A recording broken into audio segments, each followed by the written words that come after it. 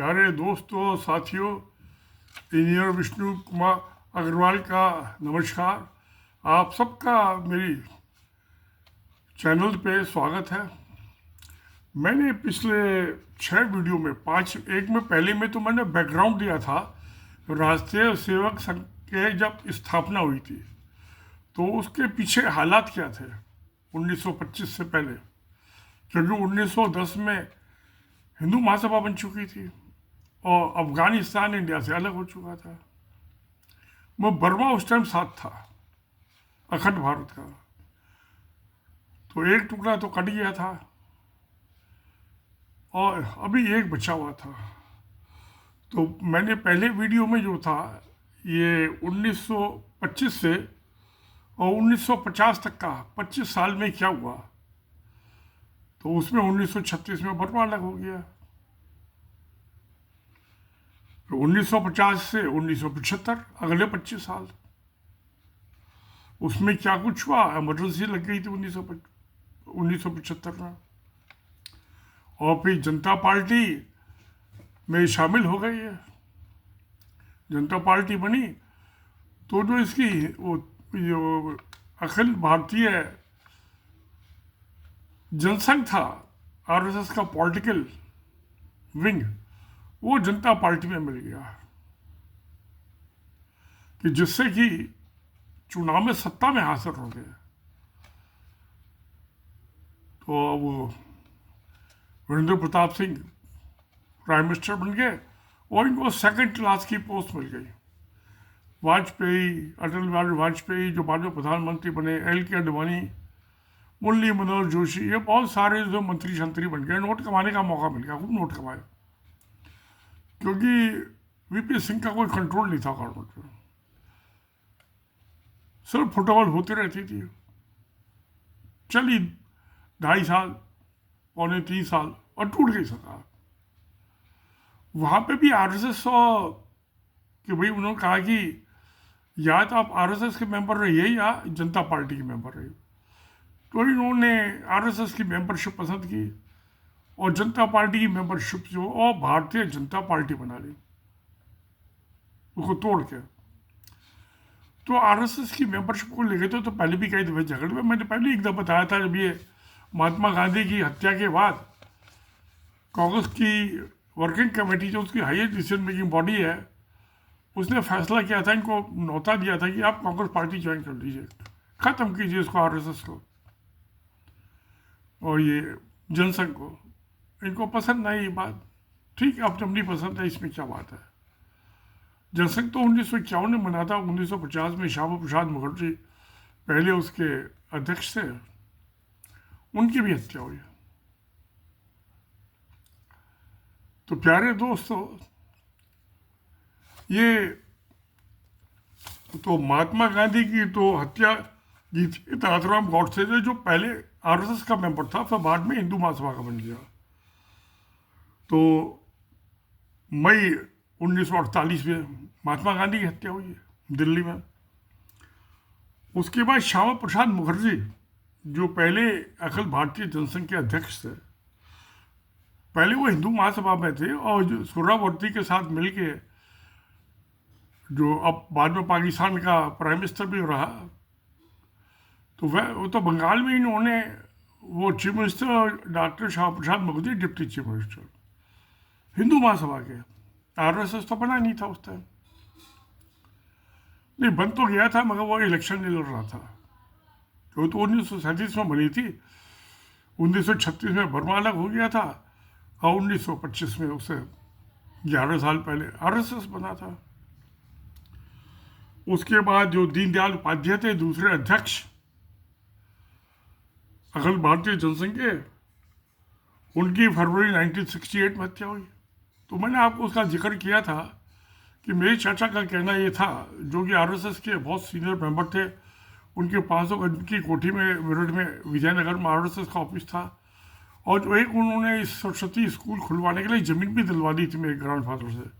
वो स्कूल अभी भी चल रहा है, इंटर कॉलेज वहाँ मेरठ में, जहाँ सत्यों के लिए जाते हैं। अभी मेरा बेटा और बहू गए थे 2 साल पहले और मेरे पोते को लोगे पूजन के लिए, तो उस पर तो लिखा हुआ ही है सरस्वती विद्या मंदिर, आरएसएस है। तो खैर उसके बाद जो था ये 2006 में प्रमोद महाजन की हत्या हुई। वो वाजपेयी की गवर्नमेंट में मिनिस्टर था, बड़ा सीनियर, सब पैसे का मामला उसी के पास होता था, बहुत इंपॉर्टेंट में कैबिनेट मेंबर था मिनिस्टर। तो उसके साले की गोपीनाथ मुंडे जून 2014 में उसकी हत्या हुई, दिल्ली में हुई थी उसकी, और महाजन की मुंबई में हुई थी, गोली मार दी थी उसे। फिर सुनील जोशी, ये एक बहुत बड़ा इंपॉर्टेंट करेक्टर है। ये जो सुनील जोशी जो था आरएसएस का बहुत सीनियर प्रचारक था इंदौर में, और ये प्रज्ञा सिंह ठाकुर वगैरह जो होते सब इसके चेले चपाटे थे। इनको सब पता था इनके जो खुराफाती है बम और क्रिमिनल एक्टिविटी जो है इस गैंग का। तो खैर ये प्रज्ञा सिंह ठाकुर हुए तो गिरफ्तार भी हुए थे, मालेगांव वाले जो बम ब्लास्ट का केस था 1906 वाला था, वो 6 या 7 का था। तो ये जो थे पकड़े गए, अदालत ने छोड़ दिया कि मोदी की सरकार आ चुकी थी। अभी 2025 में अदालत ने, डिस्ट्रिक्ट कोर्ट ने इनको तो बरी कर दिया। पहले तो मुसलमानों को पकड़ा था इस बॉम्बे ब्लास्ट में, फिर देखा कि तो मुसलमान तो ये था ही नहीं, इनको पकड़ा है वहाँ पे मौजूद मालेगांव में। वो तो वहाँ से 400 किलोमीटर दूर थे उस दिन, और कहीं तो उनको छोड़ना पड़ा, इनको पकड़ना पड़ा असली मुजरिमों को। जेल में रहे, जेल में जो कुछ होता है वो हुआ होगा, उस मामले से कोई अहमियत नहीं है उसकी। वो तो पकड़े आते हैं जेल में, पुलिस वाले कैसा उनके साथ स्वागत करते हैं उनकी सेवा भाव से, वो तो सबको पता है। तो ये सुनील जोशी का मैंने आपको बता दिया, जिसकी 2007 में हुई थी, दिसंबर 2007 में मध्य प्रदेश में। ये इनका गुरु था प्रज्ञा सिंह ठाकुर वगैरह जो आतंकवादी गैंग था ये। और यही जो मालेगांव का लाला, ये अजमेर की जो दरगाह है उसमें भी इन्होंने ब्लास्ट किया था। और इन दोनों के लिए जो इसका मुखिया है, डिप्टी जनरल सेक्रेटरी आरएसएस का, उससे भी पूछताछ हुई थी। बस सीनियर आदमी, ऐसे बड़े आदमी पर हाथ डालना पुलिस वालों को हिम्मत नहीं है, जबकि उनकी अपनी पार्टी की सरकार है। अब ये आदमी तो एक्चुअली क्या है कि सरकार बीजेपी क्या है, ये डी जूट तो नरेंद्र मोदी की सरकार है, बीजेपी की सरकार है कानूनी तौर पे। डी फैक्टो असलियत में ये आरएसएस की सरकार है। तो एक तो कानूनी हुई, डिजूर कानूनी। ये लैटिन लैंग्वेज के वर्ड है जो मैं बोल रहा हूँ, मगर इंग्लिश में ये कोर्ट के अंदर आम इस्तेमाल होते हैं, ऑर्डर्स में भी होते हैं। बहुत से लैटिन भाषा के शब्द जो इंग्लिश में अडॉप्ट कर लिए वो इलीगल है।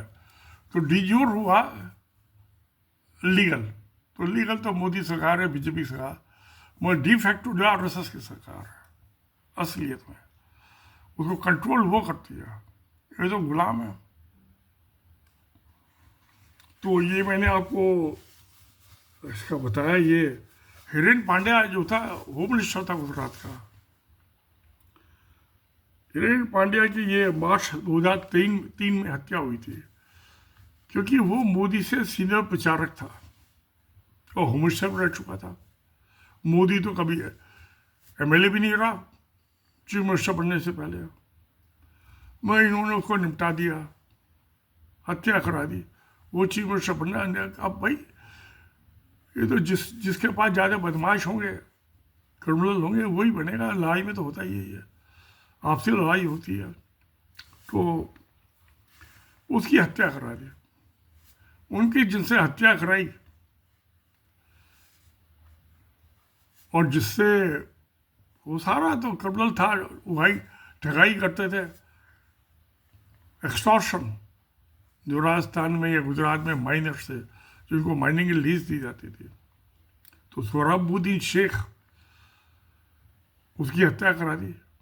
वो तो पुलिस ने की थी, गुजरात पुलिस ने। उसकी बीबी केसर बी की। और ये था प्रजापति, उससे कराई थी इसकी, हिरण पांड्या की। उसमें जो अमित शाह है, इनका नाम आ रहा था क्रिमिनल में। ये तो 5-6 महीने जेल में भी रहे थे। वैसे भी तड़ी पार भी कर दिया था इनको। डिस्ट्रिक्ट से निकाल देते हैं कि आप जो खुराफाती होते हैं बार बार क्राइम करते हैं। तो अमित शाह जो होम मिनिस्टर, उनको तड़ी पार भी किया था गुजरात पुलिस ने। और इसमें जो था हिरण पांड्या, और जिससे करवाई हत्या प्रजापति, उसमें इसका नाम था। अब जब बम्बई हाई कोर्ट का सीबीआई का स्पेशल जज बीएस लोहिया वो सुनवाई कर रहा था, और जिस दिन उसने सब सुनवाई कंप्लीट कर ली थी, अगले दिन जजमेंट देना था, उससे पहले ने उसकी हत्या करा दी। सीबीआई के स्पेशल जज बीएस लोहिया, पहले उसको 100 करोड़ का ऑफर दिया रिश्वत का। वो ईमानदार आदमी था। ईमानदार आदमी 100 करोड़ 1000 रुपये कोई मायने ही नहीं रखता। तो करा दी हत्या, राड़ा कट गया। सारे जज डर गए, खौफ बैठ गया जजेस में, सुप्रीम कोर्ट तक के। ये तो हमारी हत्या हो जाएगी, कोई पूछने वाला नहीं है। तब से सांप सूंघा हुआ है जजेस को, हिंदुस्तान के सबके। आधे तो वैसे ही भ्रष्ट है, जिनके डोजर है सरकार के पास, उनको तो वैसे एनफोर्समेंट डायरेक्टर सीबीआई जब चाहे तब अरेस्ट कर ले। जो थोड़े बहुत ईमानदार हैं, उनको सांप सूंघ गया बीएस लोहिया की हत्या के बाद। अपनी जान तो सबको प्यारी है ना। तो खैर, तो ये मैंने आपको बताया, बीएस लोहिया को बता दिया। उसके अलावा जो है कि बहुत से इंडिपेंडेंट सेल्स हैं, ऑटोनोमस, वो स्लीपर सेल जिनको बोलते हैं ना, उस किस्म के। तो बम्बई में दीनानाथ ऑडिटोरियम जो है, उसमें 1993 में बम ब्लास्ट हुआ था। उसमें 5-6 आदमी मर गए थे, कुछ जख्मी हुए थे। क्योंकि वो ड्रामा था, वो कहते थे कि वो प्ले जो है वो हिंदुओं के खिलाफ है, इसको नहीं चलने देंगे, उनका हम दिखाएंगे। वो चला है तो उन्हें पहले ही बम छोड़ दिया, मर गए आदमी, चीने हो गया, कोई नहीं पकड़ा गया। इसी कड़ी में मैं आगे आता हूँ। ये गौरी लंकेश थे बेंगलोर में, जर्नलिस्ट लेडी थी, वो बहुत बोल्ड थी। वो इनके खिलाफ लिख रही थी, उसकी हत्या करा दी। वो स्लीपर सेल जो है इनके। और ये एम कालपुर की वो प्रोफेसर साहब थे, वो भी कहते ये सब कुछ नहीं, सब बकवास है, ये उनकी हत्या करा दी। फिर नरेंद्र दाभोलकर था, ये सब अगस्त 2015 के आसपास की सबकी हत्या हुई है। और गोविंदपुरा से उसकी हत्या हुई। तो ये सब जो हो गई, मगर बीच बीच में सत्ता की प्राप्ति के लिए ये मालीगांव बॉम्ब ब्लास्ट 2 दफे हुआ था। एक में तो 2008 में हुआ था, जिसमें प्रज्ञा सिंह ठाकुर और इसके सब साथी अरेस्ट हुए थे। और प्रज्ञा सिंह ठाकुर तो बीजेपी के लोकसभा की मेंबर बने। वो कहती है कि मैं तो नाथुराम गॉडसे को अपना भगवान मानती हूँ। ऐसी और भी कई औरतें हैं। एक और अभी पुलिस ने पकड़ा उसको, 3 दिन पहले बृहस्पतिवार, वो भी महाबलेश्वर अलीगढ़ में, यूपी में, 2 मुसलमानों को 1 लाख की सुपारी देकर 2 लाख बाद में देने से हत्या करा दी। बाप ने अपने बेटे को भेजा, ये महाबलेश्वर से कुछ शिक्षा ले लेगा। उसने 35-36 साल की औरत, उसके लड़के को पटा लिया, उससे सेक्सुअल संबंध बना लिए, उसको ब्लैकमेल कर। उसकी बाप ने शोरूम खोला हुआ था कार की जो सेल्स होते हैं कंपनी के, पता नहीं कि मगर 5-6 करोड़ तो लग जाता, उसमें आधा हिस्सा मांग रही थी। तो वो नकद तो दे दिया उसने, कई दफ़े लेके 2-2 लाख रुपए। हिस्सा देने को तैयार नहीं था, बाप से डरता था कि पैसा उसका बाप का लगा हुआ था। तो उसने ब्लैकमेल भी जब ज़्यादा ही हो गया, हिस्सा आधा नहीं देने को तैयार हुआ बिजनेस में उस लेडी को, भगवाधारी को, तो 2 मुसलमानों को पैसे देके सुपारी से हत्या करा दी उसकी। अब बाप का इकलौता बेटा, उनने पुलिस में रिपोर्ट ढाई, वो भी इंफ्लुएंशियल आदमी था अलीगढ़ का है अभी भी वो, तो क्या, तो सबसे पहले तो उसके हस्बैंड को अरेस्ट किया जिसने बदमाशों का इंतजाम किया था बंदोबस्त मुसलमानों का। मोटरसाइकिल पर जाके गोली मारती जब वो लौट रहा था शाम को अपना शोरूम बंद करके। और वो भी अरेस्ट होगा, ये इसका हस्बैंड, और ये भाग गई,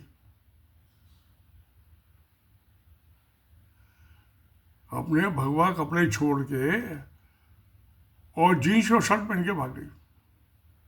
क्या पुलिस पकड़ लाई भरतपुर से? उसने बेवकूफ़ी क्या की, अपनी मोबाइल साथ रखा उसने, आगे डिटेक्ट हो गई।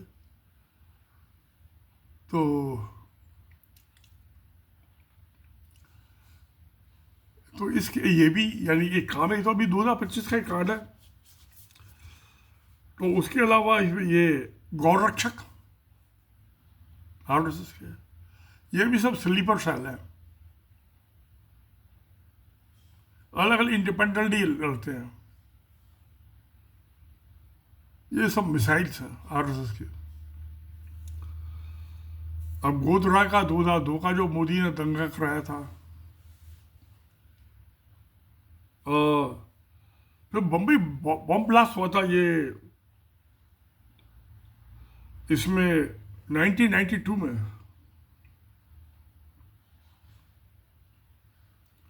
क्या इसमें तो जो 2002 में जो मोदी की सरकार में मंत्री थी माया कुंडानी, वो बहुत आरएसएस के आदमी अरेस्ट हुए। ये सीनियर मोस्ट तो माया कुंडानी थी, बीजेपी की गवर्नमेंट मिनिस्टर थी वो। क्या उसमें से कुछ जेल में, अभी जो गरीब आदमी थे वो तो जेल में पड़े हुए हैं, जो पैसे वाले और सुख वाले थे, डॉक्टर थी ये, पर इसके डबल फेस थे। एक तरफ तो डॉक्टरी, गरीब आदमी का मुफ्त इलाज, और दूसरी हुई तब आतंकवाद का, आतंकवादी हरकतें। फिर ये जो था मालेगांव बॉम्ब ब्लास्ट हो गया, इसमें फिर मालेगांव बॉम्ब ब्लास्ट सेकंड जो 2016 में हुआ था, उसमें 31 आदमी मर रहे थे, पहली बार में तो कम मर रहे थे, जख्मी हुए थे। इसमें 4 आदमी अभी 2 अक्टूबर को 2025, जिस दिन आरएसएस का ये स्थापना दिवस सौवा मना रहे थे, उस दिन उनको पुलिस को 4 आरएसएस के मेंबरों को पुलिस ने अरेस्ट कर लिया, जो 2016 का बम ब्लास्ट था। तो इनकी आतंकवादी ये गतिविधि में एक बड़ा नक्शा, इसमें होते और भी बहुत ज़्यादा। अच्छा, तो ये बॉम्बे का रेल का सबसे बड़ा था, बम्बई के रेल का जो ब्लास्ट था, ये 2006 में हुआ था। 8 में मालेगांव, तो उससे पहले 6। इसमें 187 आदमी मर गए और 824 आदमी जख्मी हुए। इंसाफ आज तक नहीं मिला। इंसाफ क्या लगे, बम ब्लास्ट करने वाले तो हिंदू थे, हिंदूवादी संगठन के नेता थे, तो इंसाफ के मुसलमानों को पकड़ लिया, मुकदमा चलाया, हाई कोर्ट ने कहा इनका कोई सबूत ही नहीं है, हाई कोर्ट ने बरी कर दिया, बम्बई हाई कोर्ट ने। अब महाराष्ट्र गवर्नमेंट भागी सुप्रीम कोर्ट में, उन्होंने हाई कोर्ट का ऑर्डर स्टे कर दिया, मगर जो छूट गए 11-12 आदमी जो थे, जिनको बे इंसान इनोसेंट आदमी बेगुनाह को पकड़े जेल में डाला हुआ था 18 साल को, वो अब छूटे हुए हैं। सुप्रीम कोर्ट ने ऑर्डर नहीं किया कि इनको दोबारा वापिस जेल में भेजो। इंसाफ कहीं तो मिलता है। तो एक तो बात ये हुई, उसके बाद जो है मैं ये अब क्या था, ये तो हो गया सब। ये तो मैं डोमेस्टिक की बात कर रहा हूँ आपको। अब जो आतंकवाद का और भी बहुत सारे केस है, एक वो एयरफोर्स के आदमी था, उसके बाप की हत्या कर दी गौरक्षकों ने। गौरक्षकों ने तो बहुत हत्या की है, होती है रहती है रोज। रोज तो नहीं होती, महीने 20 दिन में हो जाती है। अब जो टेरर का, आतंकवाद का एक्सपोर्ट, निर्यात हिंदुस्तान से और तो कुछ नहीं, क्योंकि इन्होंने जो था 2024 में जो सीक्रेट फंड होता था 13-14 हजार करोड़ का, उसमें सब इंटेलिजेंस एजेंसीज होती थी, चाहे वो रेवेन्यू इंटेलिजेंस हो, डायरेक्टर हो रेवेन्यू इंटेलिजेंस हो, इनकम टैक्स डिपार्टमेंट हो, सीबीआई हो, एंड उनकी इंटेलिजेंस, उनका 14-15 करोड़ का बजट होता था सीक्रेट, उनका कोई ऑडिट नहीं होता। एक से जब मनमोहन सिंह थे, उन्होंने 2011 में सीएजी का ऑडिट कराया था इस सीक्रेट फंड का, बाकी कभी नहीं हुआ, आज भी नहीं होता। नरेंद्र मोदी सरकार ने 2024-25 के बजट में उस 14,000 करोड़ के उठा के 76,000 76,000 करोड़, और जैसे जीएफआर जनरल फाइनेंशियल रूल्स है, जितना हमारा सेंक्शन बजट है उससे 5% एक्सेड कर सकते हैं, कोई अप्रूवल नहीं चाहिए, कोई सेंक्शन नहीं चाहिए। तो वो सीक्रेट फंड यानी कि 70,000 करोड़ हो गया, 5% जोड़ लीजिए, 70,000 करोड़ हो गया। अब उस फंड का वो एक्सपोर्ट में कहाँ इस्तेमाल हो रहा है? सारी हिंदुस्तान की एम्बेसीज, जो जगह जगह हिंदू सेवा संघ, अमेरिका में, इंग्लैंड में, ऑस्ट्रेलिया में, न्यूजीलैंड में, तक में 100 से ज़्यादा कंट्री, वो जो इंडिया की ज़्यादा एम्बेसी हैं, वो सीक्रेट फंड को फाइनेंस कर रही हैं। और एग्जीक्यूशन एजेंसी जो है रॉ है, रेवेन्यू इंटेलिजेंस एजेंसी, पन्नू की हत्या कर दी, हरदीप सिंह निज्जर की हत्या कर दी कनाडा में, कनाडियन सिटी, कनाडा की ज़मीन पर, और मर गया। कुछ आदमी पकड़े गए हैं, मुकदमा चलेगा। इंडियन का जो हाई कमीशन है कनाडा में, इंक्लूडिंग ये सब 5 और आदमी उसमें लौट थे, उनका भी इन्वेस्टिगेशन हो तो इंडिया बुला लिया वापस। डिसरप्शन हो गया इंडिया और कनाडा का डेवलपमेंट एक्ट। अब तो कुछ पर द्वार चालू हुआ है। तो भाई सरकार तो अपने आदमी को बचाएगी, सरकार के हुक्म से तामील किया उन्होंने, उनका क्या दोष है? फिर अमेरिका में पन्नू की अटेम्प्ट, वो वकील है, वो जिंदा, वो बच गया। उसमें अमित शाह का, नरेंद्र मोदी प्रधानमंत्री का, एनएसए अजीत डोवल का, रॉ के चीफ जो थे उस टाइम गोयल, अब तो रिटायर हो गए, उनका एक असिस्टेंट डायरेक्टर जो था, जिससे एक्चुअली वो पैसे वैसे दिया था कत्ल करने के लिए, उनका अभी इंडियन गवर्नमेंट को हैंड ओवर नहीं कर रही। इनको समझ तो आए हुए हैं नोटिस सबको, अदालत में चल रहा है, अदालतों तो ऐसे ही चलते हैं। ये बलूचिस्तान में वहाँ फाइनेंस कर रहा है टेरर। और तो अभी क्या हुआ कि कुछ चीज़ अच्छी भी होती है, बुरी भी होती है। जो एक तहरीक पाकिस्तान तालिबान, एक वो टेरर ग्रुप है जो पाकिस्तान के खिलाफ टेररिज्म कर रहा है। एक ये बलूच है, बलूच, और एक और है, 3 है ये। मगर अभी अफगानिस्तान के फॉरेन मिनिस्टर साहब, उनके ट्रेड के कॉमर्स के मिनिस्टर आए हुए थे इंडिया 1 हफ्ते के लिए, और जगह जगह भाषण दिया। 45 साल के बाद, ये 1757 में तो यूनिफाई किया था अहमद शाह अब्दाली ने, जिसको बाबा कहते हैं अफगानिस्तान में। सारे कबीलों को मिला के, जिगरों को मिला के उसने एक जिगरा बना दिया, यूनिफिकेशन किया 1757 में। और 1767 में उसको इंडिया में न्योता दिया था भी, इसको मराठों को की पिटाई करने के लिए बहुत टैक्स वसूल कर रहे थे, परेशान कर रहे थे राजाओं को। अच्छा नेक आदमी था, उसने 2 किताबें लिखी, मैंने तो 5 किताबें लिखी है, मेरी 5 किताबें पब्लिश है। आप किंडल ऐप डाउनलोड करके पढ़ सकते हैं मेरी किताबें। तो अब मगर उन्होंने कहा कि हम जो है अफगानिस्तान की ज़मीन पे किसी को टेररिज्म नहीं करने देंगे। ये तो उन्होंने 1 साल पहले अनाउंस कर दिया था। और अभी वो यहाँ पे भी आए, इंडिया एक हफ्ते रहे, उन्होंने बार बार कहा कि जो वहाँ पे थे अलग अलग फिक्रे बने हुए थे, हमने सबको बातचीत करके समझा बुझा के बिना एक गोली चलाए सबको मिलाकर ये मिलीजुली सरकार है हमारी, तालिबानी जो सरकार है। अगर पिछले 8 महीने में कोई बम ब्लास्ट तो छोड़ दिया, पटाखा में नहीं छूटा पूरा अफगानिस्तान में। अब वो यहाँ हिंदुस्तान के तजारती जो बिजनेस आदमी है उनको बुलाया, आप आइए हमारे साथ बिजनेस कीजिए। खत्म हो चुका है आतंकवाद 45 साल के बाद। लड़ाई झगड़ा जगह जगह अंधे आदमी जो आपको मिलेंगे, हाथ कटे हुए मिलेंगे, पाँव कटे हुए मिलेंगे। अफगानिस्तान 45 साल तो बहुत लंबा टाइम। आज अफगानिस्तान की 45 मुश्किल से 3 करोड़ की आबादी है। तो जवान लड़ाई में जवान आदमी मरते हैं। तो इंडियन गवर्नमेंट को बुलाया, बड़ा आत्मसम्मान किया उनका, फॉरेन मिनिस्टर का, और वो बड़े हाजिर जवाब। मोदी की तरह नहीं प्रेस कॉन्फ्रेंस नहीं करते, वो तो रोज कई दफे प्रेस कॉन्फ्रेंस कर रहे थे, सब जगह जा रहे। और जब वो बोलने स्पीच कर रहे तो आदमी ने बीच में सवाल उठा दिया, उन्होंने अपनी स्पीच रोक का जवाब दिया। हाजिर जवाब, इसको कहते हैं नेता, ना कि नरेंद्र मोदी जैसा।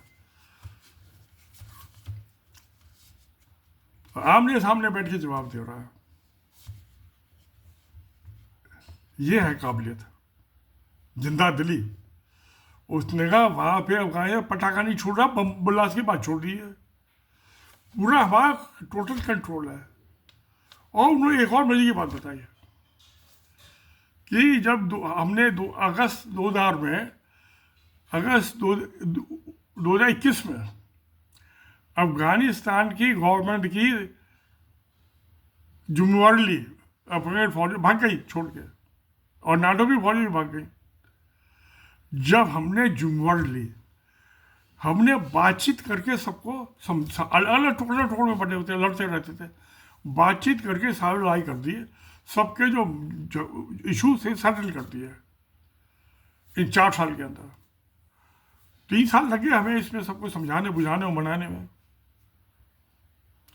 सबकी हिस्सेदारी है अफगानिस्तान की सरकार में। और एक भी वहां कोई वारदात नहीं हुई। अब क्या हुआ कि उन्होंने तो यहाँ इंडिया की जमीन पे आ गए और इंडिया में अनाउंस कर दिया। अब जो इंडियन एसेट्स थे आतंकवाद की अफगानिस्तान में, बलूचिस्तान में, ये 3 जो एसेट्स हैं वहाँ पे इनकी पैसे दे रहे हैं, फाइनेंस कर रहे हैं। बिना पैसे के तो कुछ होता नहीं। तो उसमें से 2 अफगानिस्तान में। तो उन्होंने यहाँ आके कह दिया कि कोई हमारे यहाँ नहीं कर सकता, किसी पड़ोसी मुल्क पर हमला कर दिया, किसी की हिम्मत ही नहीं है, करेगा तो हम उसे निपटाने में हमें ज़्यादा देर नहीं लगेगी। ये है। अब जो इंडिया की जो एसेट्स थी टेरर की, आतंकवाद की, पाकिस्तान के खिलाफ कर रहे थे अफगानिस्तान से, वो इनकी मौत हो गई, अर्थ खत्म हो गया। पैसा जो लगाया था डूब गया। ये तो बिजनेस है, तो इंडिया का पैसा डूब गया।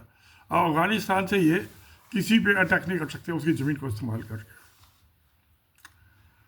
और दूसरी उन्होंने बात कही है अब बलूचिस्तान की, तो बलूचिस्तान पे जो आएगा वो अफगानिस्तान या ईरान की तरफ से आएगा, ईरान की तरफ से नहीं आ सकता। बलूच अफगानिस्तान से है, तो जब वो उनको पहुँचाने वाले माल, हथियार पहुँचाने वाले, पैसा पहुँचाने वाले अफगानिस्तान में, तो बलूच तो अब वहाँ का जो आतंकवाद अपना भी ख़त्म हो जाएगा। थोड़ा बहुत होगा उसको पाकिस्तान की गवर्नमेंट कंट्रोल कर लेगी। नेक आदमी है वहाँ, फील्ड मार्शल मुनीर साहब, आसिफ मुनीर, बहुत बढ़िया आदमी, सारी दुनिया में उनका बोलबाला है। और फील्ड मार्शल तो होल लाइफ के लिए होता है, फील्ड मार्शल कभी रिटायर नहीं होता। जैसे इंडिया के मानिक शाह थे, वो फील्ड मार्शल आखिर तक फील्ड मार्शल रहे, उनको सैलरी अलाउंसेस भी फील्ड मार्शल के मिलते रहे। ऐसे ही पाकिस्तान को भी मिलेंगे। ये तो ब्रिटिश परंपरा है। तो प्यारे दोस्तों, मैंने बताया आपको कि आतंकवाद जो है साउथ एशिया से, जो इंडिया ने अपने ये प्रॉक्सी खड़े किए हुए थे, उनका तक हमने सफाया, कुछ थोड़ा बहुत बचा है वो भी हो जाएगा। बांग्लादेश में भी जो प्रॉक्सी थे वो भी, इनका भी सफाई काफ़ी कुछ हो गया।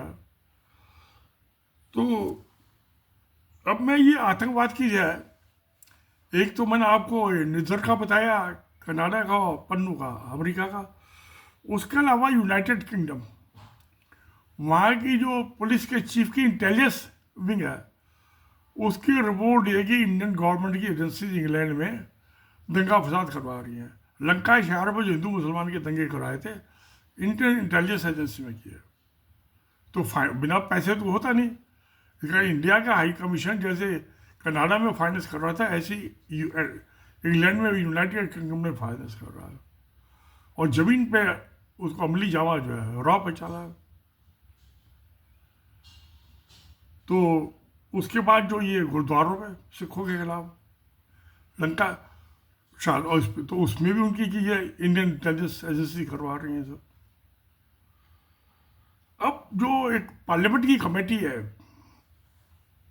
इंग्लैंड के, पार्लियामेंट की जो कमेटी है ऑन ह्यूमन राइट्स,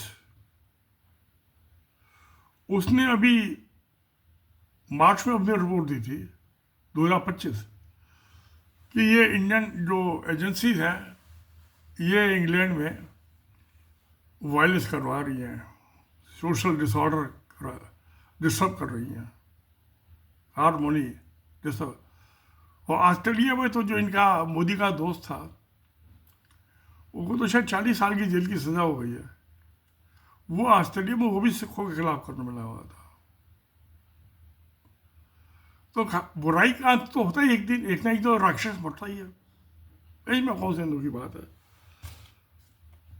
तो ये मैंने आपको बताया कि आतंकवाद डोमेस्टिक, और मैंने और भी गौर रक्षा की तो मेरे ख्याल सैकड़ों हुई होंगी, उससे मैं नहीं अभी जाने का, वो बहुत लंबा हो जाएगा वीडियो। तो मैंने आपको बात बताई है।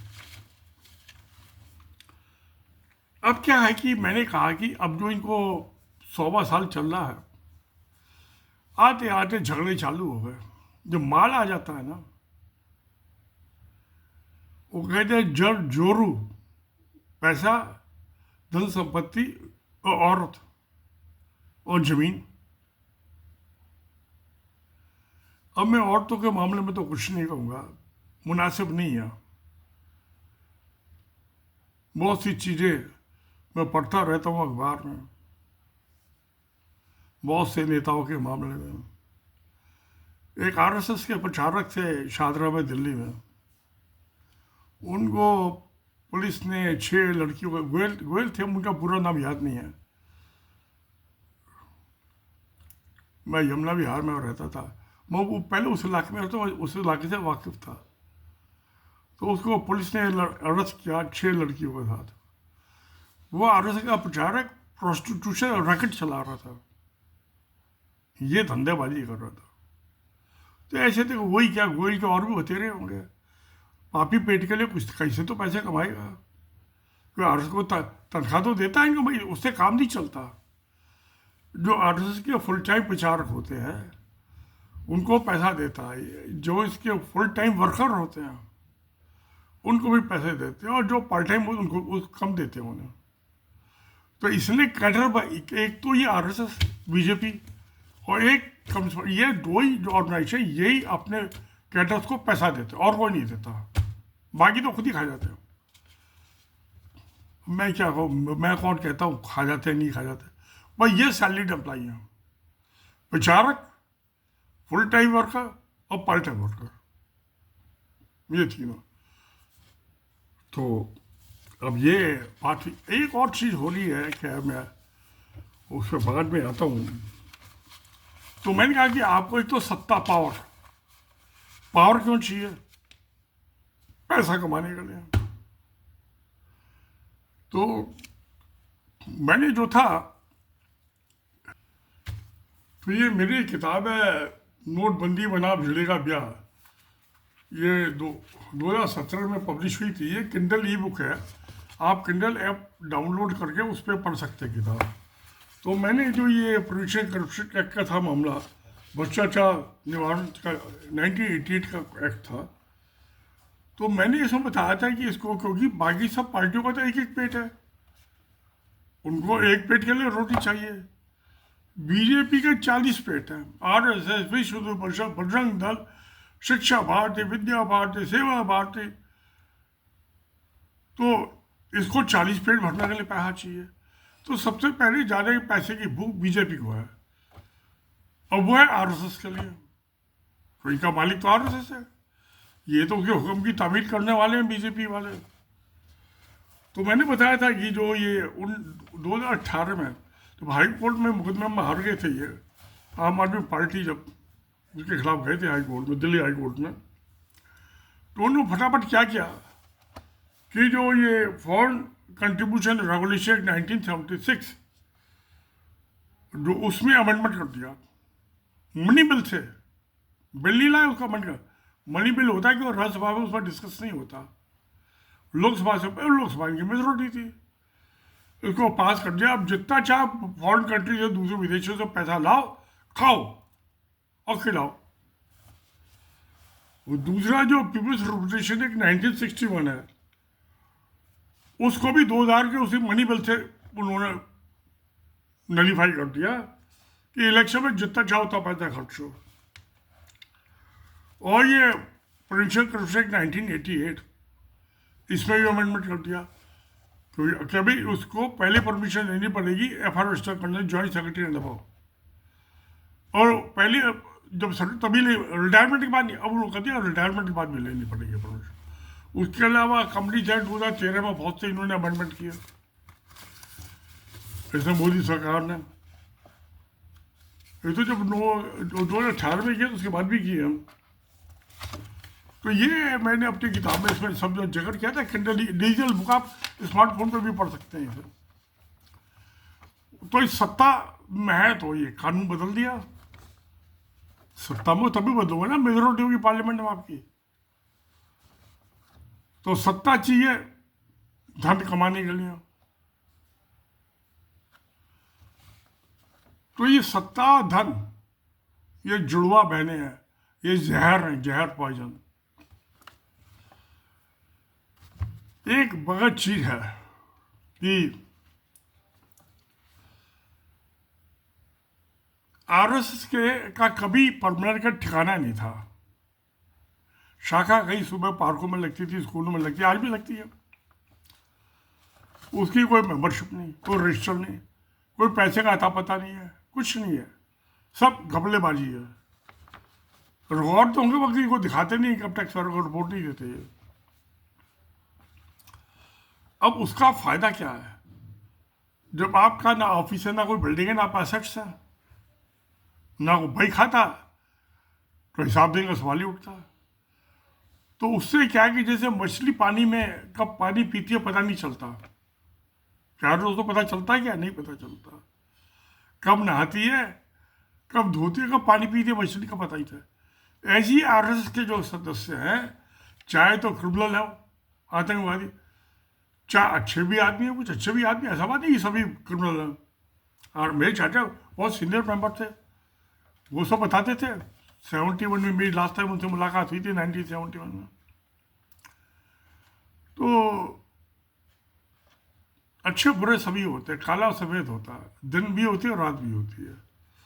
तो इनको सोसाइटी में, समाज में छुपने का, जो मछली पानी में छुप जाती है, उनको छुपने का मौका मिल जाता था। अब आम आदमी कैसे ढूंढो उसे, ये भी पता नहीं। वो और है तो सही मेंबर, वो किसी को बताता नहीं। उसकी कोई यूनिफॉर्म नहीं, शाखा में जा पहनता था, खाकी नेकर और सफ़ेद कभी काली टोपी, बाकी नहीं। तो बहरूपिया, अलग अलग शक्ल, तो पता नहीं चलता था कि वो कहाँ छुपा हुआ है, आरएसएस का मेंबर, ये आतंकवादी, ये खुराफाती। अच्छे आदमी को तो सबको पता चल रहा था उसको क्या छिपना है। वो अच्छे आदमी की आड़ में ये जो है खुराफाती छुपते हैं और छुपे हैं। तो मगर इसलिए 3 जो बैन लगाया था, एक तो गांधी का मर्डर पर तब लगाया था, एक जब ये मस्जिद तोड़ी थी अयोध्या की तो बैन लगाया था, एक दफ़े और लगाया था बैन, 3 दफ़े बैन लगाए थे। तो पता ही नहीं चला किसको कहाँ पकड़ो। मगर फिजा बदली, मौसम बदला, हवा बदली। जब पैसे का लालच बहुत होता है तो क्या करोगे पैसे का। पेट में तो 2 ही रोटी खानी है, 2 नहीं, आप 4 खा लो, 5 खा लो। मैं तो 82 साल का हो गया, मैं तो 2 रोटी खाता हूँ। 2 रोटी हजम हो जाए वही बाकी है, तो वही काफ़ी है। क्यों प्यारे दोस्तों, कहाँ खा पाते हैं ज़्यादा इस उम्र पे आके।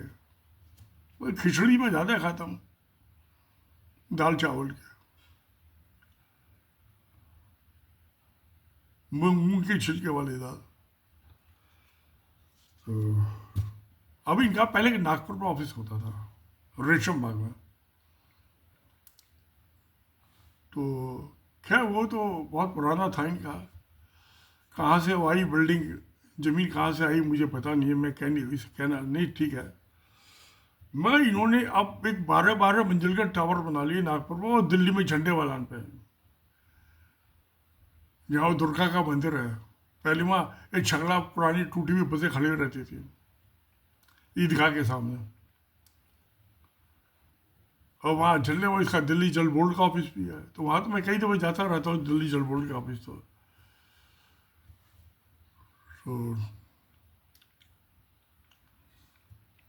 तो अब जो इन्होंने एक तो दिल्ली में और वहाँ बंगलौर में, इसमें नागपुर में, तो 1,500 तो बिल्डिंग की कॉस्ट आई है। 12 मंजिल को एयर कंडीशन महल, तो तक में समझ लीजिए 6,000 करोड़ की तो ये हो गई। और इन्होंने 600 ऑफिस, 600 डिस्ट्रिक्ट में अलग अलग, वो भी सब 5 स्टार है।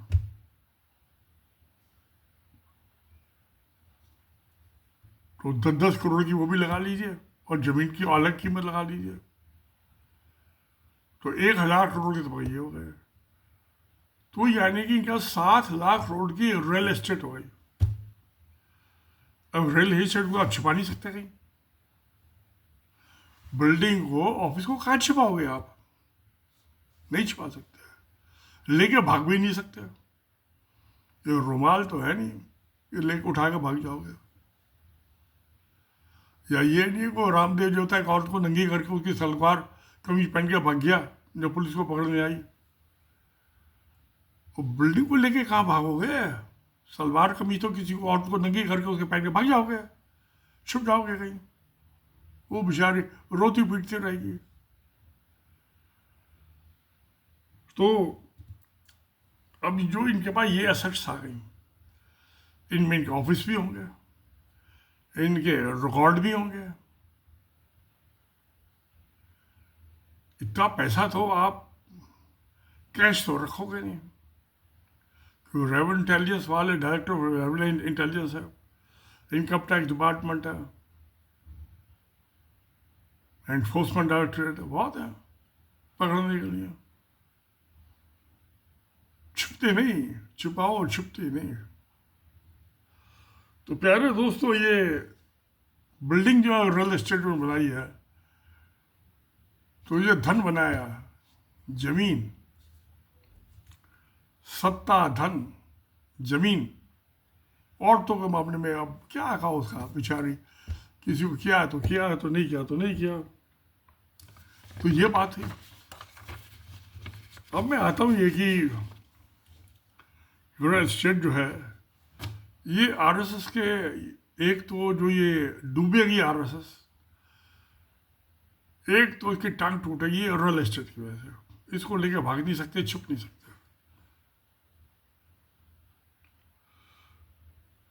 ये रियल टेंजेबल एसेट है, आप इसको, बिल्डिंग को छू सकते हो, आंखों से देख सकते हो, पहचान सकते हो। ये इंटेंजेबल नहीं है कि हवा है, ये तितली नहीं है उड़ के कहाँ चली गई, मेंबर तो भाग जाएगा, ये बिल्डिंग कहाँ भाग के जाएगी। Building real estate intangible asset है, हाई वैल्यू, और दिन पे दिन इसके रियल एस्टेट की वैल्यू बढ़ती है। जो स्वयं से मुरमुरे खा के 2 पैसे के चने फाक के 1 गिलास पानी पी के दिन बिता देते थे, आज वो एयर कंडीशन दफ्तरों में मौज दिखा रहे हैं। बड़े बड़े हॉल बने, मीटिंग हॉल, पहले खुले मैदान में मीटिंग हो जाती थी, आए बैठ के और चले गए। आज तो दीवारें भी सुनती हैं, दीवारों के भी कान होते हैं। तो खैर अब चलिए देखते क्या होता है, आगे चलते हैं। तो इनको ये टेंजिबल एसेट को फिजिकली आइडेंटिफाई कर सकते हो, हाथ लगा सकते हो, बिल्डिंग में चढ़ के जा सकते हो। तो इनको पकड़ना बड़ा आसान हो गया। अब ये मछली की तरह से पानी में नहीं, कब पानी पे वो चीज़ नहीं बची, ये तो दिखाई दे रही है, रॉयल एस्टेट, धन संपत्ति, और उसमें क्या एक्टिविटी हो रही है भी सबको पता चलता है। आज सीसीटीवी कैमरे लगे हुए हैं जगह जगह सड़कों पे, कौन कार आ रही है, कौन जा रहा है, सब गवर्नमेंट की निगाह में है।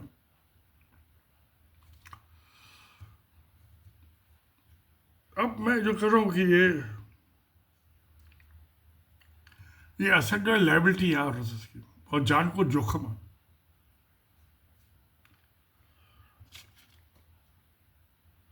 अब मैं आता हूँ कि ये जो कॉन्फ्लिक्ट चल रहा है, मोहन भागवत और Narendra Modi prime minister, power तो प्राइम मिनिस्टर की होती है, ये ऑर्गेनाइजेशन आरएसएस की अम्ब्रेला उछाता है। इसके अंदर जो बॉडी है उनमें से बीजेपी एक पॉलिटिकल है, उसके अलावा 40 करोड़ और हैं। उनका जो मुखिया होता है उसको आरएसएस अपॉइंट करती है। जैसे नेशनल प्रेसिडेंट है बीजेपी का, उसको आरएसएस का आदमी बना, उसको बना दिया। अब तक ऐसे बने, बाकी वो उसके एग्जीक्यूटिव कमेटी के जो मेंबर होंगे नेशनल एग्जीक्यूटिव के, वो सब वो अपने आप सेलेक्ट कर लेता है। कोई इलेक्शन नहीं होता किसी का, तो आरएसएस सबको नॉमिनेट करता है। तो प्यारे दोस्तों, अब जब झगड़ा होता है तो जो इंदिरा गांधी, कांग्रेस ओल्ड और कांग्रेस आई, कांग्रेस इंदिरा गांधी और आई इंदिरा, और कांग्रेस ओल्ड पुरानी, तो जो ऑर्गेनाइजेशन बड़े पुराने पुराने खलीफा थे, एस.के. पाटिल, अतुल्य घोष, वो बहुत बड़े बड़े नेता थे। इंदिरा गांधी तो कुछ भी नहीं थी उनके सामने, पार्लियामेंट उनका होल्ड था, जैसे आरएसएस का होल्ड है। मैं जब टूटी कांग्रेस, तो आदमी जाता सत्ता के जहां से लड्डू मिले, ऑर्गेनाइजेशन में लेके, संगठन में लेके लड्डू नहीं मिलते हैं। वहां तो दरी बिछाओ और उस पर सो जाओ। गवर्नमेंट में मखमली गद्दे पर सो गए, आपके साथ सोने वाली एक इधर और एक उधर, मौज मस्ती है सरकार में। तो अच्छे आदमी को पापी बना देती है सत्ता। तो अब इस लड़ाई में, क्योंकि ये नरेंद्र मोदी से टक्कर नहीं ले सकते, अब इनके पास है क्या। अब आज जैसे लोकसभा में 240 मेंबर हैं, उसमें से सिर्फ 100 मेंबर जो हैं जो आरएसएस के हैं, 140 जो है बाकी दूसरे हैं। तो असल में इसके कफन में जो पहली कील गड़ी थी आरएसएस की, जब ये जनसंघ जो था उसमें जनता पार्टी में मिला, उसमें सब आरएसएस का आदमी थे, एक भी नॉन आरएसएस का नहीं था। मैं जब उससे निकल के आए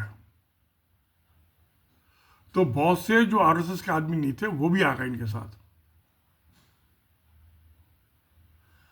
उनका आरएसएस से कोई लगाव नहीं था, वो तो सत्ता के भोगी थे, नोट कमाने वाले।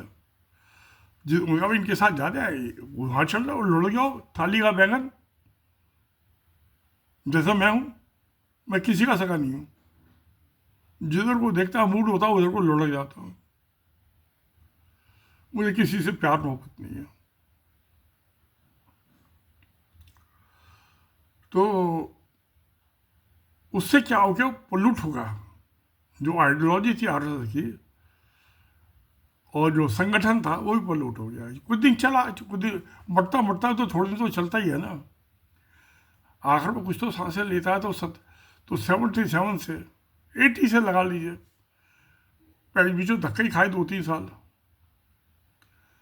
उससे इसमें जो नॉन आरएसएस के आदमी आ गए, वो वाजपेयी की भी ताकत बन गए, अब नरेंद्र मोदी की भी ताकत है। 240 में से 140 आदमी जो है जो नॉन आरएसएस के हैं। अब सवाल ये है, के सामने दो, जब वाजपेयी था उस टाइम भी वाजपेयी भी इनकी सब बातें नहीं मानता था। उस टाइम भी कई बात उठती थी कि जनसंघ को पैदा कर दो, ये दोबारा इसको जनता पार्टी से अपने आदमी निकालो, भारतीय जनता पार्टी से, और या फिर कोई नया पार्टी बना लो, क्योंकि आडवाणी और वाजपेयी दोनों ही इनके काबू से बाहर हो गए थे। इनके आई थी उस टाइम बात आई, चली गई, सरकार टूट गई, वाजपेयी की हार गए इलेक्शन। वो मोदी तीसरी दफा जीते इलेक्शन। अब क्या करें, ये भी बेकाबू हो गया, बेटा बागी हो गया, हो जाता बेटा बागी। उस सलीम जो था अकबर के खिलाफ बगावत कर दी नारकली के पीछे, एक लड़की के पीछे बाप के खिलाफ बगावत कर दी, लड़की को लेके भाग गया।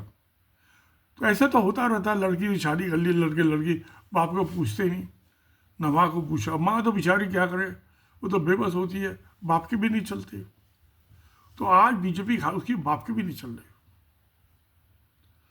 अब सरकार तोड़े,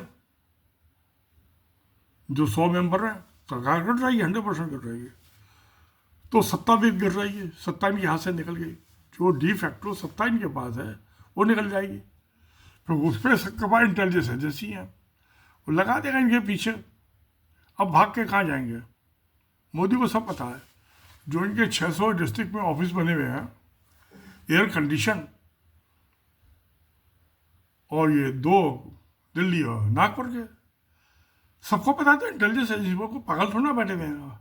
मेरी 3 पीढ़ियों ने नौकरी की है सरकार में, हमें सब पता होता है क्या क्या हो रहा है हमारे इलाके में, हल्के में।